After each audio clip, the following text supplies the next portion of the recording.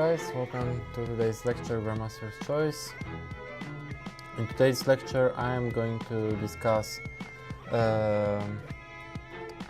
few games between Lev Polugaevsky and Viktor Korchnoi from Canada's match from 1980, which Korchnoi eventually won, and eventually went on playing against Anatoly Karpov, the World Championship match.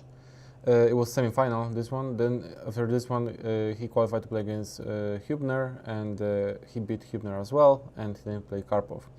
However, in this match specifically was very interesting. It was very close, and lots of interesting and fighting games were going on.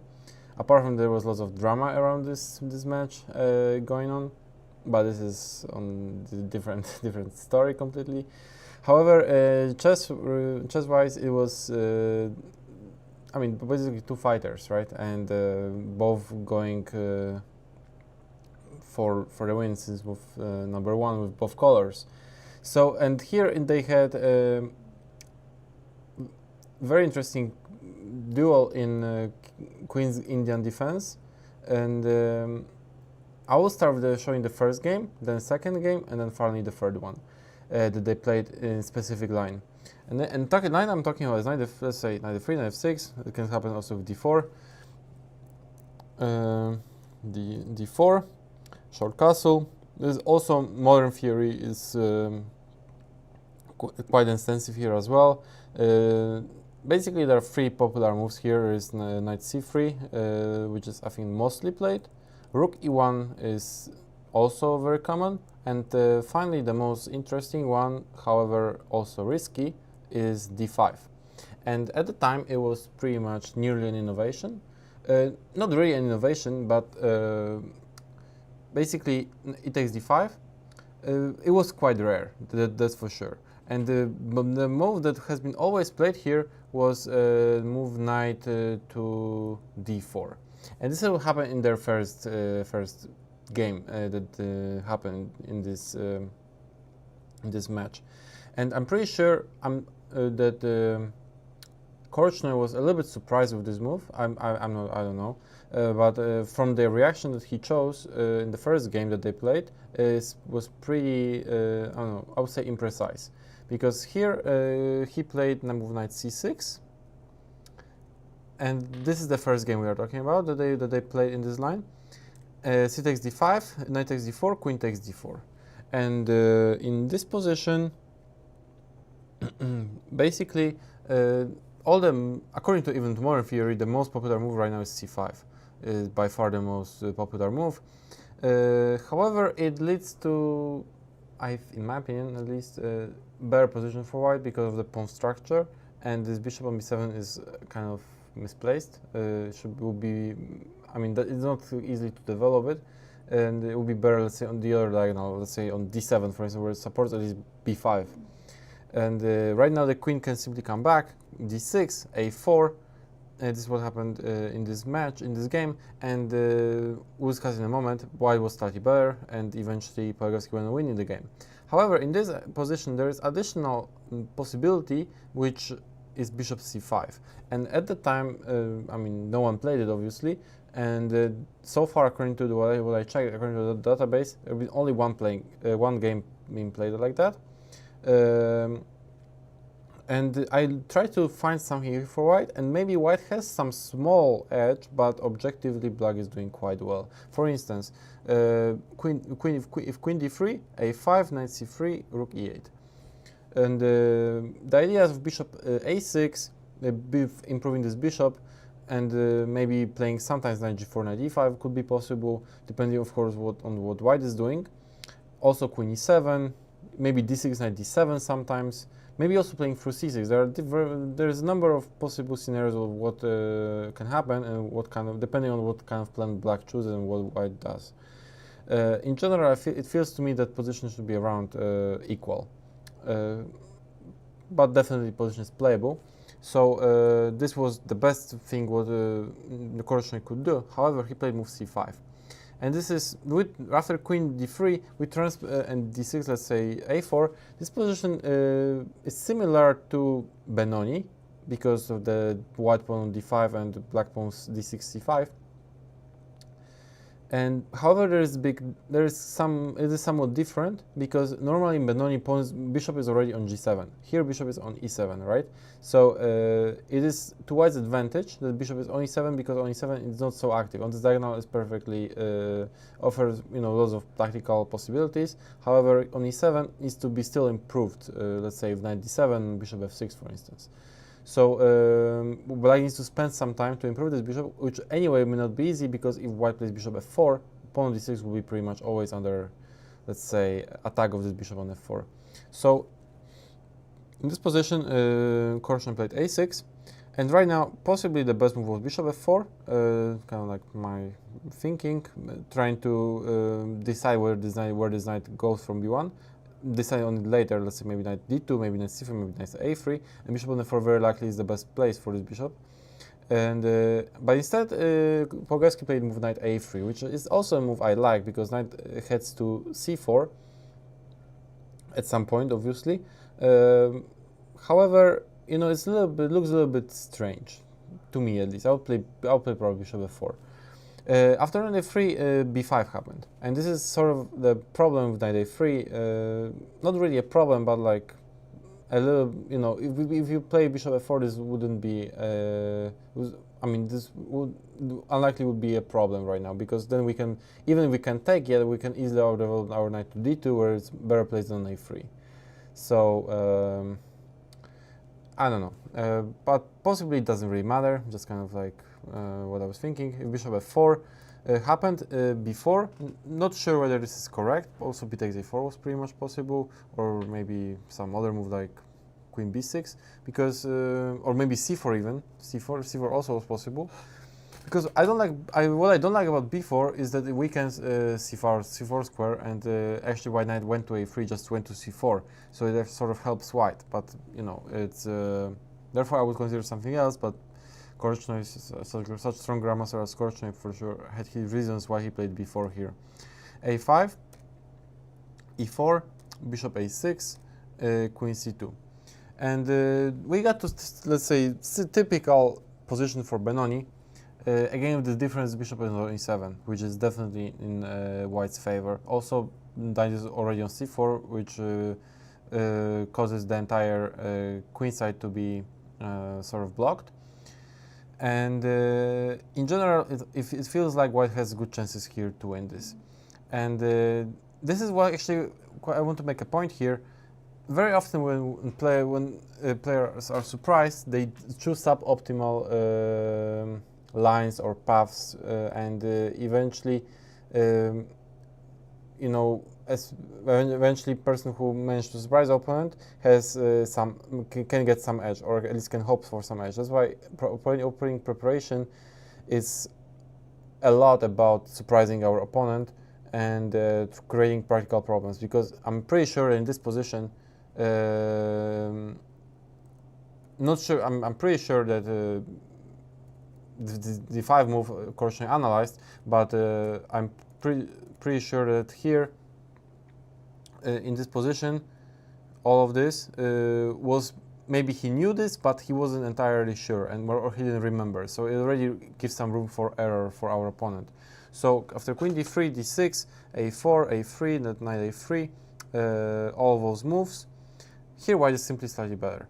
So Korchnoi decided to eliminate this problem of this knight immediately, because probably after knight d7, instead there could be some issues with move like maybe bishop takes d6 and sacrifice in exchange and for the 2 pawns. Even if not that, there could be move which I'm gonna talk about in a moment, which is e5. For instance, after this knight d7 happened in the game, same idea. And right now is the critical position, and I think Polugaevsky made a mistake right now, because he played move rook fd1, and instead I believe there was time to play move e5. Everything is pretty much ready, and if we don't do this right now as white, black will be able to improve the bishop, improve the knight, kick our queen out of c4, and most importantly, remove the rook from a8 somehow, or at least prevent e5 from happening. because there is tactical idea involving this e5 move, that if d takes e5, we go d6. For instance, if let's say if knight takes e5, bishop takes d6, and this is just winning for white. Therefore, I believe that in this position, after e5, better move would be, let's say, d takes e5, but it also doesn't solve problems. d6, bishop takes d6, bishop takes a8, e takes f4. Here there is also additional piece for black, which is the knight, and it creates some, let's say, practical problems. But as I analyzed, after rook fd1, white is simply doing very well.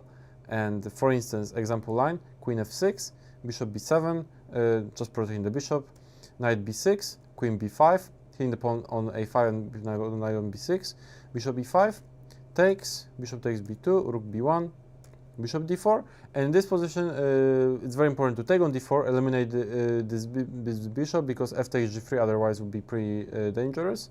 However, if we eliminate this bishop, queen cannot take because queen takes b6, and if pawn takes, we go queen takes b4, and we have passed a pawn, which with support of the bishop on the light squares, bishop on b7, will very likely promote to the queen. Of course, it's still a long game. Black has some defensive resources, but definitely white is in charge here. So this would be better, but still, after e5, it wouldn't solve all the problems. Finally, I came up with this conclusion that the best move for black here would be g5, and this move is, I think, pretty much extraordinary. It weakens the king, right? And after e takes d6, seemingly just, white is just winning, but we just play calm move, bishop f6. And finally, this bishop got to this long diagonal, bishop comes to d4 maybe at some point, and pawn on d6 will likely fall, as we'll see in a moment. For instance, bishop c1 is the best move, bishop to d4, bishop is right now very active, ideas of knight e5, and so on are all there. And this weakness of the black king is not really a problem for now. What we should, as white, we should try to make it a problem. So in this position, I believe that a move like queen e2 would be interesting. The idea is, first of all, to get out of this knight e5 tempi, and if knight f6, we have bishop takes g5. So for black, it makes sense to play move h6, trying to prevent this, cover this g5 pawn, play knight f6 next. h4, king g7, analyze, and of course, very speculative what can happen here, but I believe in general that black should be, doing quite okay, even though white is definitely better. For instance, bishop e3 takes, still is this extra pawn, and after queen d2, let's say rook a6 seems like it was only move, because queen f6, bishop h3 could be very annoying. Rook a6, we take with the rook on d6, and for instance, analyze this, and right now with rook e4, I feel like white has some pressure, but with the perfect play, black should be able to eventually hold it. This was the best what could have happened with perfect play for both sides, in my opinion. So, but definitely e5 was the best, in this position, e5 was the best try to play for a win. Because after, let's see what happens after rook fd1. Rook fd1, simply preparing e5. But back in 80s maybe, it wasn't still a thing, such dynamic, let's say, approach like modern chess right now is. That basically everything is so concrete that you just have to calculate a lot. You don't have time to play move like rook fd1 to improve the position slowly. You just have to go immediately and go for the initiative. And already back then, it was beginning to be like this, especially in 80s, how Kasparov became world champion and so on, and 90s and so on. Also earlier with Fischer, it already started the process, but maybe in 80s wasn't like so prominent yet. But since 80s, since let's say Karpov-Kasparov matches and so on, it was all about initiative, dynamics, and so on. Maybe this is at this transitional period. It was basically more like dogmatic and so on, and pragmatic. But right now, modern chess is all about basically initiative and concrete calculation and so on. So therefore, I think that e5 is basically the best move. Rook fd1 happened in the game, and let's see what happens. Queen knight b6, queen b5, and right now queen c7 played Korchnoi, which is a big mistake. It's a serious mistake right now. After this move, white is just back in charge. Best move was bishop f6. Bishop f6. With the idea is here to simply put pressure on b2 and stop e5. Suddenly I believe that black is just doing great.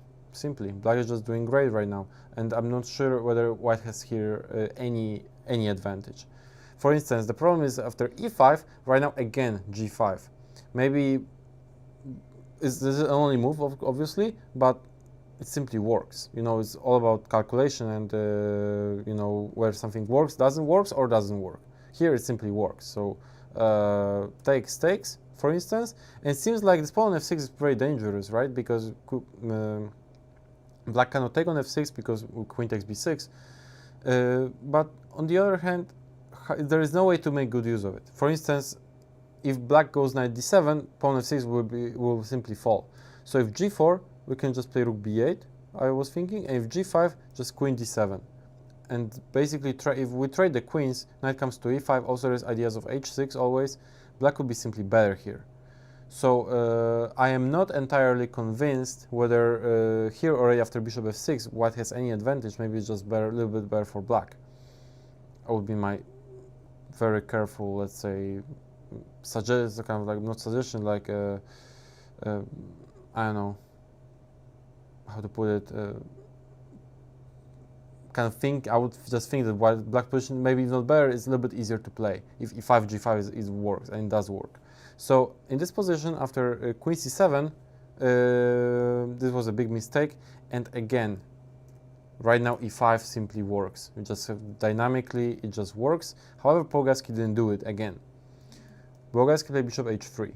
For instance, after e5, again this problem with rook on a8 remains, and if white manages to play e6, position will be strategically just nearly winning for white. Therefore, I mean, and this is just really bad because rook on a8 falls. This is just pretty much game over. So e5 was again much stronger move, but bishop h3 is very prophylactical move, prevents knight d7. Rook fb8 happened, and trying to kind of play knight takes d5, but after queen c6, queen d8, position finally right now Polugaevsky played d5, and basically black's position collapses.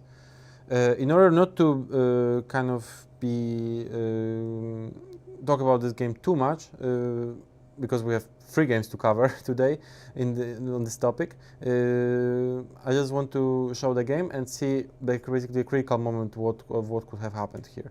So knight c4, e takes d6, bishop takes d6, bishop takes d6, knight takes d6, queen takes c5. Basically with all those only moves, basically because all the moves are pretty much only after d takes c5, d6, and d takes c5, bishop takes c5, and then d6 is just crushing. There is no way to I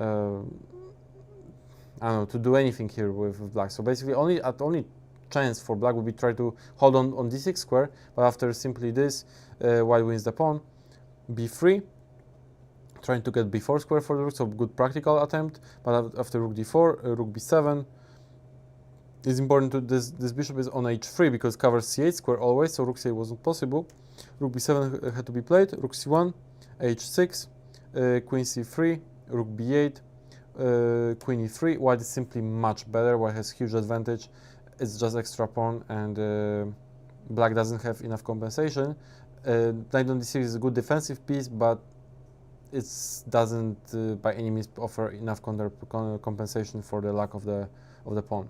So in the game happened rook e7, and right now Polugaevsky played queen f4. Possibly it was already time trouble area because it was move number 31, and as we know in those times there was this time control without the increment. So very likely he was already around here in time trouble, and right now I think that queen d2 was in this position instead of queen f4 was just the simplest one, controlling all the counterplay, and rook c6 for instance, or rook c5, also not rook c5, rook c6 is coming next move with simply winning position. It's also possible to improve this bishop, let's say to f3 square, king g2, slowly improve the position and simply crushing. But Polugaevsky played queen f4, and suddenly after rook e2, things are not entirely clear, because rook c6 had to be his idea, but after simple rook b6, what to do next? And right now, I believe Polugaevsky had one only move that was winning, only one. And this move, okay, they repeated once the position, and this move right now was rook d1. And it is a logical move, however, he didn't do it because also it seemingly makes sense to play move rook d2. And this is what he did. Rook d2 he played with an idea of trading pieces and covering b2 pawn. And, you know, if rook e1, let's say just one check, you know, and seemingly it all wins. However, this creates sort of tension on this queen and rook, right? Like the queen has, if black could kick the queen out of f4, rook on d2 will fall. And possibly it was move number 35. Both players were for sure in time trouble, with my assumption. But in this position, actually, Korchnoi would had chance to save the game. We'll get to it in a moment, but I just want to show why in this position rook d1 was by far the best move. After rook d1, let's say if rook takes b2, queen d4 wins the game on the spot, because both rooks are hanging. Rook takes 6, d takes c6, game over. And if g5, again just queen d4. The idea is the queen comes to d4, and this is simply it. White wins. Covers all the threats, covers all the weaknesses. First of our opponent, and covers all the weaknesses, and there is nothing black can do. Simply wins. In the game happened here, rook d2, and suddenly those pieces are not so well placed. And right now, after g5, the game ended quite quickly, because after queen d4, right now is the same thing. Queen is secure now on d4 and supports the rook on d2 well. And after rook b4, queen c3, white simply wins. For instance, rook e1, bishop f1, rook a4, rook e2, only move but good enough and is enough to win. Trading the best and the most active rook. Rook takes e2, bishop takes e2, queen e7, bishop d3, and the game ended. Let's just see how it ended, because this is simply all completely crushing. The white rook is just much more active. Knight on d6 is just very is a good piece, but it's a very passive piece, and black king is also in big danger right now as well. So this is simply winning. Also after queen e5, white has winning attack right now. So this is how the game ended. In this position, Korchnoi resigned. So in this position, coming back a little bit to the move 35. In this position, instead of g5, there was move rook b4, and rook b4 basically saves the day for Korchnoi. Rook d6, rook e1 check, king g8, king g2, and queen f8. Suddenly, this queen cannot defend the rook on d6. You couldn't defend, let's say, rook on d2 at first, but right now cannot defend the rook on d6.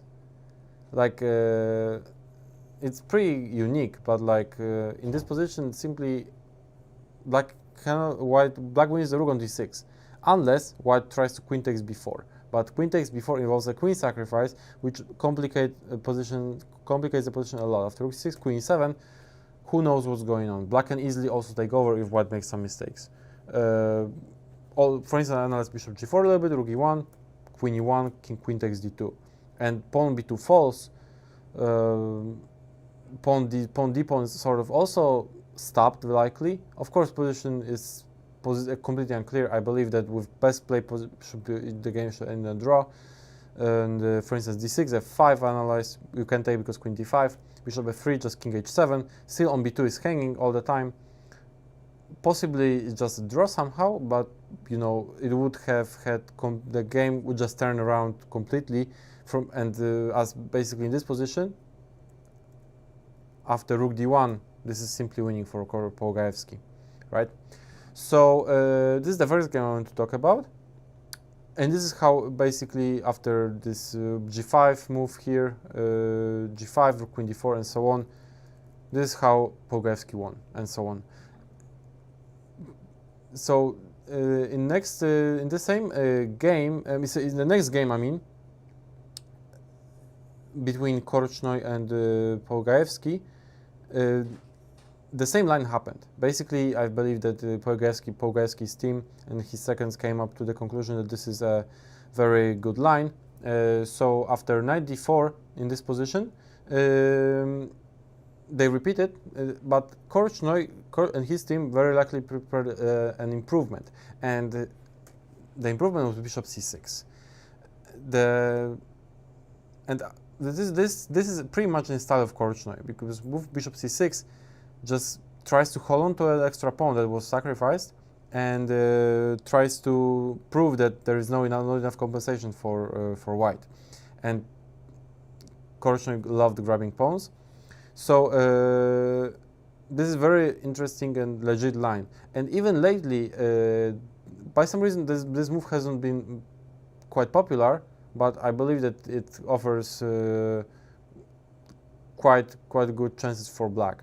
However, it's of course also a little bit risky, but if you want to play for a win, and those players definitely were playing for a win from move number one, first of all, white sacrifices the pawn here, and right after this, bishop c6, Korchnoi accepts this pawn and tries to hold on to it and prove that he's right about this extra pawn. So it just shows what kind of mental approach they had to the game, how aggressive they were, and how they wanted to win, basically. So right now, bishop c6 is a very interesting move, because the idea is knight takes c6, d takes c6, like holding to this pawn on d5. Let's say c takes d5, c takes d5. Let's c3, c6, just an extra pawn, right? Of course, white has compensation here, let's say e4, and for instance, if d takes e4, knight takes e4, knight takes e4, bishop takes e4, for instance, I believe that white would have had pretty good compensation, because knight and rook are not easily developed right now. However, in this position, I believe that if we go knight a6 immediately, black's position is pretty good. The thing is that if we take here, bishop takes f6, bishop takes c6, black can trade queens, queen takes d1, rook takes d1, rook a d8, for instance, and in this position, actually this white bishop on c1 that has, and rook on a1 that have issues with developing forward, like, you know, from their initial squares. Right now, bishop on f6 is very active, knight joins the game very quickly, and the fact that white has pair of bishops is not so important, because bishop on c1 is not easily developed. If this position was already bishop on e3, pawn on b3, traded rooks, of course white is better, but dynamically here, black is doing very well. So this could have been an idea by Korchnoi. So here, Polugaevsky also accepts the challenge and tries to win the center by playing c takes d5, bishop takes d5, bishop takes d5, knight takes d5, and e4.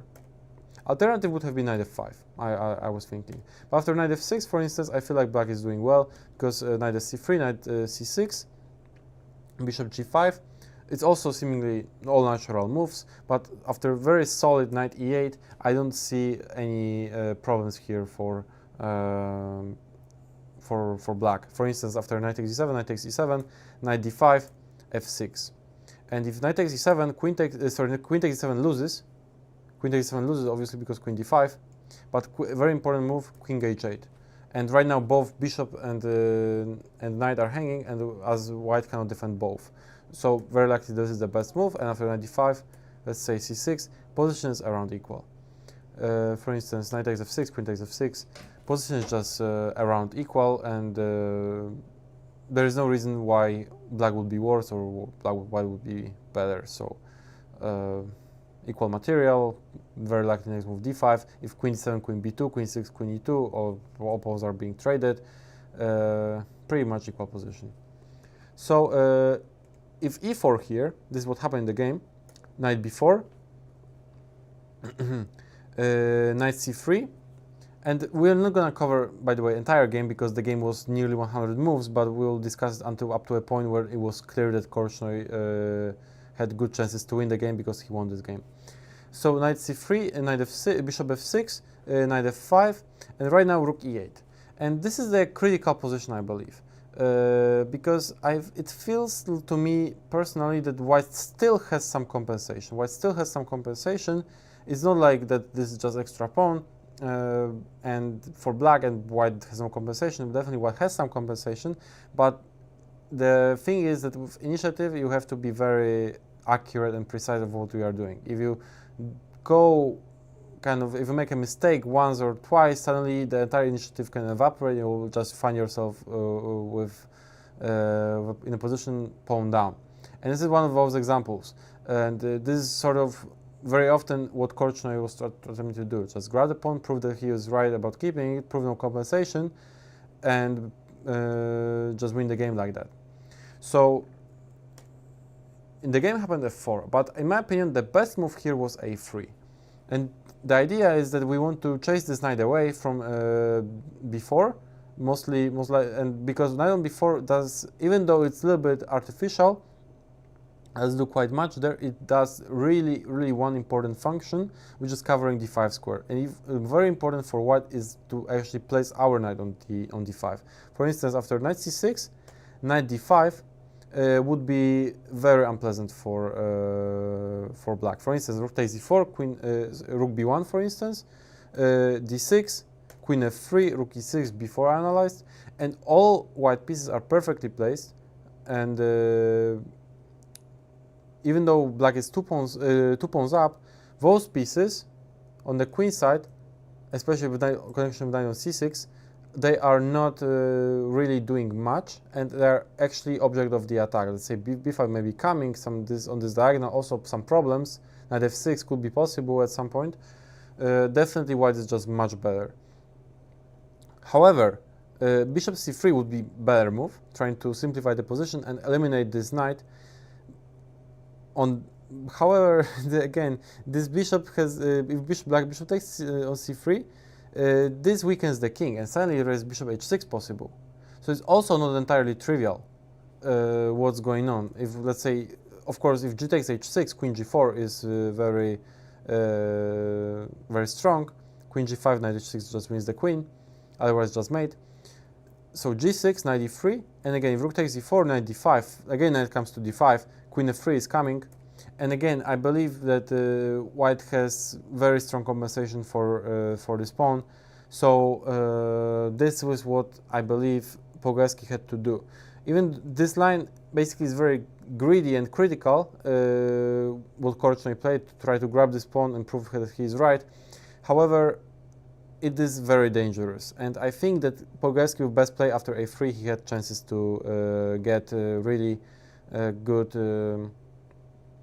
game and eventually maybe even win the game. However, he played f4, and f4 is of course also interesting. The idea is to play e5. However, after d6, if the only threat of e5 is neutralized, after queen g4 there is no really any threat, and after knight c6, position is basically I don't know. Like if white doesn't do anything quickly, and I see what white can do, anything quickly, but that position would simply be good for black. In the game happened e5, d takes e5, knight e4, e takes f4, knight h6, trying to by the way, e5, knight f4, knight e4 is typical idea. I should say that of sacrificing a pawn and and bringing one more piece to the center and to the attack. However, tactically, it seems like everything works for black. E takes f4, knight h6, king a8, there was only one check. Knight takes f6, queen takes f6, and we can't forget that black has already 3 extra pawns. So after rook takes f4, rook e1, king g2, knight e5, position is extremely tactical, but I believe that Korchnoi has an upper hand. And eventually, after all those complications, we got to this endgame, where black is simply better. There is equal material, true, but the pin on the first rank is very annoying, and black has very good chances to win this game. So I'll just show a few moves. King e2. The pin is just really frustrating. So Polugaevsky decided to get out of this pin by bringing the king, but it leaves the h2 pawn unattended. So here eventually Korchnoi managed to win a pawn, and after a long game, because the game lasted 95 moves, eventually Korchnoi went on winning this game. But from theoretical point of view, it was very interesting approach by Korchnoi, and very typical for Korchnoi. Just grab the pawn and try to prove that he's right about having this extra pawn. So I don't know exactly what was the score of the match at this point, but I know for sure that in general Polugaevsky didn't have many problems in the openings with black pieces. But eventually he lost the match. It was pretty tight match, but like in general, he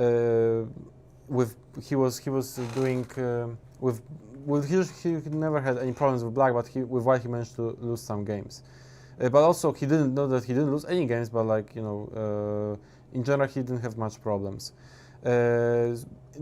This discussion in this opening was very interesting, at least in my opinion. So in this position, finally in the next match, in next game, this would be game number 12, I believe, of the match. In this position, Polugaevsky came up with a completely new idea. It wasn't, as I checked at least in the database, it wasn't really a novelty, but it was very rare move, and maybe according to back then knowledge and so on, it was a novelty because the access to the information was pretty much asymmetrical. So he came up and his team with the move knight h4, and this is actually the most popular move nowadays. So as you can see, basically that's how the theory and so on and develops. First, there are several tries to move here knight d4, but and there are some games. And finally, black is seemingly to do quite well. Because there is some remedy has been found. But suddenly, the completely unexplored line suddenly pops up, and there is knight h4 being played. And back in the day, when this game was played, maybe it was like maybe few games there, played on, and suddenly this became the most topical line in this line. It has been more than 1,000 games played over the last 4 years. So this is just how the theory develops. Knight h4 happened. And what's the point? The thing is that right now we actually threaten to take on d5. Knight anyway goes to f5, but we actually threaten to take on d5 as well. So c6 makes sense. He takes d5, knight takes d5, and knight f5. And after knight f5,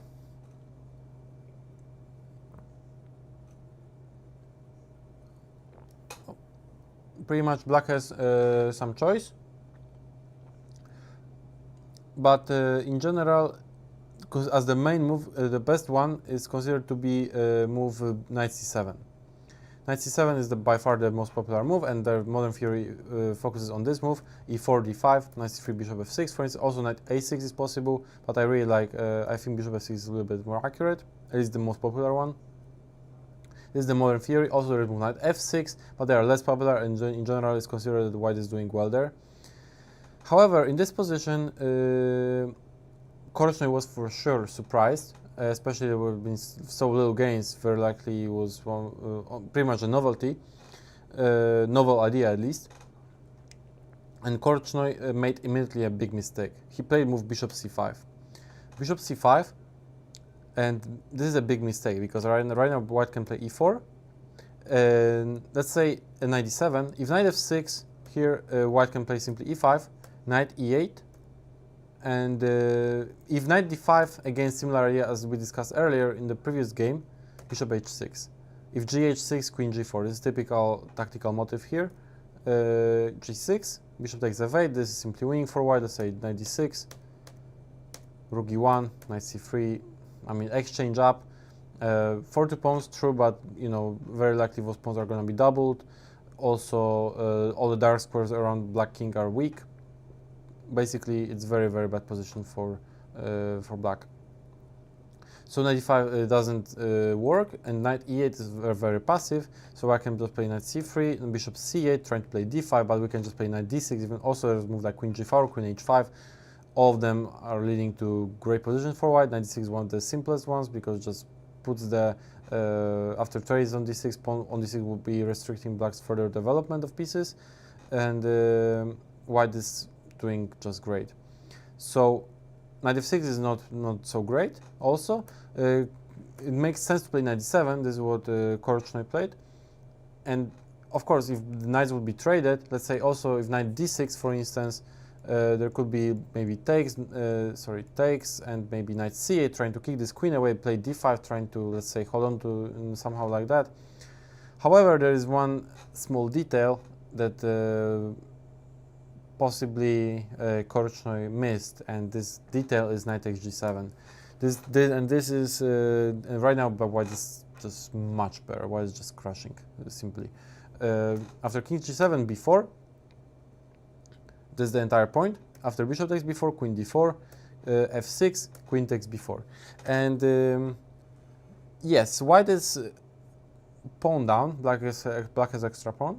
But in this position, it is way different than in the previous one, where Korchnoi had extra pawn, because right now black king is simply very exposed. White has pair of bishops, and the potential of a kind of like creating an attack on black king, and also just maybe some action in the center, is just simply overwhelming for black, in my opinion. For instance, after c5, queen d2, this is what happened in the game. Knight bc6, bishop b2. Simple chess. Developing the bishop and preparing rook d1, maybe knight c3, maybe knight a3, knight c4. Lots of ideas here for white. This is simply this is just much better position for white. Bishop a6 happened, rook d1, knight d5. This makes sense because it attempts to play knight c4 and trying to, even by giving away this d7 pawn, some lines, black tries to simplify the position and eliminate this bishop on b2. But right now, white can play simply knight a3. Knight a3, and this knight, if knight c4, okay, we're gonna trade. Knight c4, bishop takes c4, queen takes d7. At least queen takes d7. Of course, there's move like e5, lots of moves that simply win for white. So Korchnoi played knight c6, queen e3. Very good move. Idea maybe rook, double the rooks on d file, for instance. Also f4, e5 could be an idea. Queen 7, and right now finally Polugaevsky played f4. Knight c4, knight takes c4, bishop takes c4, and e5. And I believe that this is simply overwhelming position already. This is simply winning, because right now after f takes e5, black and white can take, and I'm pretty sure that this is what Polugaevsky has seen already when he played e5. But right now, white is simply winning with the beautiful tactical blow, which is rook d7. And this is simply crushing. Simply crushing. Queen takes d7, queen takes e5, and simply there is nothing black can do. It's simply nearly mate. It's not a mate, but it's nearly mate. White gets a huge material advantage. After king f7, queen f6, king g8, queen g5, rook e1. And I admit the threat of queen g7 mate is there. Queen f6 also is a big threat. Let's say if also is a big threat. So basically, Korchnoi had to give up the queen. But after this, rook takes, bishop f6. Actually, the problems are not really solved yet. The threat of queen 7 of mate is still there. And after bishop f7, bishop g5, the queen comes through e5 right now, and the threat is queen e5, queen 7. So he had to go king d7, and after bishop h6, those pieces simply are not holding together. It's basically bishop will take the rook at some point, because there is no way this construction is going to hold. After c4, queen h7, c5 takes, Polugaevsky is simply winning here. After queen g7, just maybe show a few moves. g4, pawns are simply going forward, and even though his technique was not the best, the game by some reason lasted 73 moves. I don't think that he at any moment spoiled his advantage, even though he could have probably won much faster. But you know, this is already kind of like less important. The most important is kind of the theoretical part and how those two great grandmasters were battling in the opening phase, and how they were trying to one trick another in the same opening, basically, because they were playing back and forth many games. So let's come back there. d5, it takes d5, knight h4. So what's kind of the most important thing about this? And I believe, of course, this is my opinion only, but the big thing about knight h4 and in general this type of ideas is the surprise effect for the opponent. If any player can surprise opponent with any line which is analyzed and can, let's say, is strategically sound, it sometimes even not strategically sound. Also, this makes sometimes sense, but especially when the idea is strategically sound and is new and can create some practical problems for your opponent, it very often makes sense to use it because even though it may be objectively may not give any advantage, in practical terms it may be very hard to face. And so as we have seen, Korchnoi, one of the best players ever, right? Knight f5, new position at the 1980. Right now everyone knows knight c7 is the way to go, but when he faces at the board, it's completely new position, never seen something like this before. So he immediately made a mistake. Bishop c5, e4, knight e7, and knight takes g7. So after this position is simply really bad. So out of the opening, move number 15, Polugaevsky with one idea. I'm pretty sure that he analyzed, of course, also these lines with here knight c7 and d5. I'm pretty certain that he analyzed this.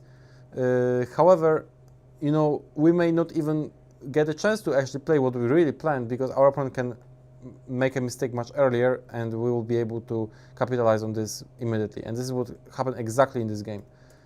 Knight e7, knight takes g7, b4. It was one of my favorite games, to be honest. And this idea of like knight takes g7 b4 is also one of my favorites. So I don't remember when I saw this game first time, but like it made huge impression on me. That's why I'm very happy to show it today in today's lecture. So yeah, after this queen d2, knight c6, basically Korchnoi never had any chance to equalize, and Polugaevsky won a great game. So just quickly coming back to the previous line, knight d4, right? In this position, knight d4, the previous games. It very often happens that there is some theoretical line and there is some theoretical fight going on, and but suddenly black starts to figure, let's say this, bishop c5 is being found, and suddenly the line is being stopped to play because black is doing well, right? For instance, it could be, this is just right now an example, obviously, but or maybe this bishop c6. Bishop c6 also, like, seemingly no any problems. Korchnoi won a great game, and seemingly no problems for black. So it's very common to step back and think, what can I do else? And basically that's how ideas are born. Knight h4. Basically it applies to any opening. The line goes on, and general conclusion is that the position is equal. Suddenly we step 2-3 moves back, we come a completely new thing, and position just is completely new, full of life, and it just shows how rich game chess is and the unlimited potential of chess. So I truly believe that chess has, even though with such the rapid development of computers and especially lately LC0 and so on, and AlphaZero and so on, I believe that chess as a game has still lots of potential, and which is pretty much unlimited. And those games, even it was 1980, those games simply confirm that. That's pretty much all I have for today about the Polugaevsky and Korchnoi battle in Queen's Indian defense. And yeah, that would be it. So thank you guys, and see you next time. Basically in 10 minutes, because we're gonna do another class very soon. So stay tuned, and see you then.